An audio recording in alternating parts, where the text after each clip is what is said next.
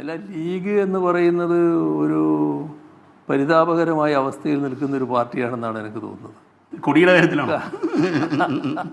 അല്ല, എന്തെല്ലാം അവമാനമാണ് അവർ സഹിച്ചുകൊണ്ടിരിക്കുന്നത്. അതാണ് ഞാൻ പറഞ്ഞത് പരിതാപകരം. ഈ സ്വന്തം പാർട്ടിയുടെ പതാക പോലും എടുത്ത് നടക്കാനുള്ള സ്വാതന്ത്ര്യവും അവകാശവും ഇല്ല എന്ന് പറഞ്ഞാൽ പിന്നെ എന്തൊരു പാർട്ടിയാണത്? എന്തെല്ലാം നാണക്കേടാണ് അവർ സഹിക്കുന്നത്. ഇത് യഥാർത്ഥത്തിൽ നമുക്ക് സഹതാപം തോന്നും. ഈ എല്ലാ നാണക്കേടും സഹിച്ചിട്ട് ഇങ്ങനെ നടക്കുകയാണല്ലോ എന്നുള്ളത്. അതൊരു ദുർഗതി തന്നെയാണ് അവരെ സംബന്ധിച്ചിടത്തോളം.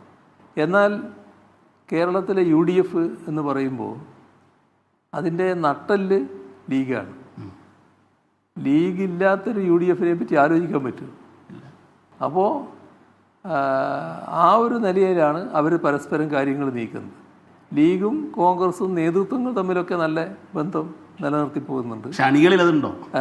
അല്ല, ഈ ബന്ധങ്ങളുള്ളപ്പോൾ തന്നെ ഇങ്ങനെയുള്ള കണ്ടീഷൻസ് വരുമ്പോൾ അതൊരു പാർട്ടി എന്ന നിലക്ക് അതിനെ അവമാനിക്കുന്നതല്ലേ? അത്തരം കാര്യങ്ങൾ നിൽക്കുകയല്ലേ? അപ്പോൾ അതിനോട് വേണ്ടത്ര പ്രതികരിക്കാൻ ലീഗ് നേതൃത്വത്തിന് പലപ്പോഴും കഴിയാറില്ല എന്താണ് അവസ്ഥ.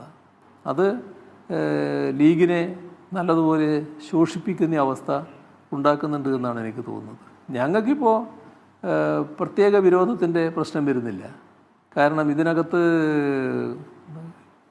സംഘപരിവാർ അജണ്ടയോട് സാധാരണ നിലക്ക് ഒരു ന്യൂനപക്ഷത്തെ പ്രതിനിധാനം ചെയ്യുന്നൊരു പാർട്ടി എന്ന നിലക്ക് അവർ അത്ര കണ്ട് സമരസപ്പെടേണ്ടവരല്ല.